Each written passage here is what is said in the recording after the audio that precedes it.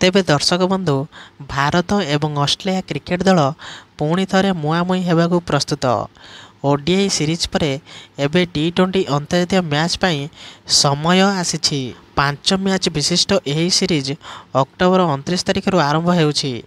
जदि आपण मागणारे मैच देखा चाहती तेबे यह करिवार एक उपाय अछि। आपणको कौनसी टंका खर्च करियाको पड़िबो नाही एवं मागणारे सहजरे मैच देखि परिबे।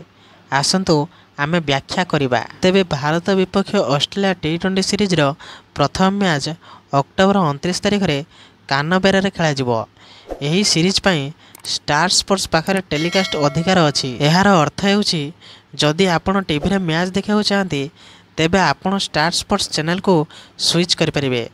अनेक स्टार चैनल रे लाइव मैच देखा जाई परिबो, जेउटारे आपण आपणक पसंदर भाषा रे कमेंट्री सुनी परिबे। आउ जदि आपण आपणक मोबाइल रे मैच देखा चाहती तेबे आपणक जियो हॉटस्टार जियाको पड़िबो।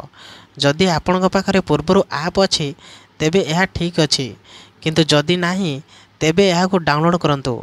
जदि आपणक पाखरे पूर्वरु ऐप अछि तेबे यहाको अपडेट करंतु, जहा द्वारा आपण जे कोनोसी अपडेट देखि परिबे। तेबे स्टार स्पोर्ट्स एवं जियो हॉटस्टार व्यतीत जदि आपण अन्यत्र मैच देखा चाहती तेबे आपण सेगुड़िक दूरदर्शन स्पोर्ट्स रे मध्य देखि परिबे, जहाको डीडी स्पोर्ट्स मध्य कुहा जाए। कौनसी पैसा देबाकू पड़िबो नाही। तेबे एकमात्र शर्त हेउछि जे आपणक पाखरे एक डीडी फ्री डिश रहिबा आवश्यक। एहा परे आपण कौनसी मूल्य बिना आपणक घरे बसी सहजरे मैच देखि परिबे।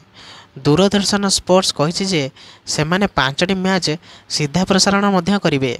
तेबे भारत एवं ऑस्ट्रेलिया मध्य 5टी मैच विशिष्ट सीरीज बहुत आकर्षणीय हेबो बोली आशा करा जाउछि। 2025 एशिया कप जितिया परे भारतीय दल प्रथम थर पई टी20 अंतर्जातीय मैच खेलिया जाउछि। सूर्य कुमार यादव एही सीरीज रे भारतीय दलर नेतृत्व नेबे। तेबे ऑस्ट्रेलिया दल मध्य बहुत शक्तिशाली मन हुए, तेणु एक कड़ा टक्कर वाला मैच हेबो बोली समस्ते आशा करुछन्ते। तेबे एही भली प्रकार वीडियो देखा पई आपण माने एही चैनल को सब्सक्राइब कर दियंतु, कारण एही भली प्रकार वीडियो आपण माने एही चैनल रे देखिया को पाइबे। तेबे रहिली जय श्री राम।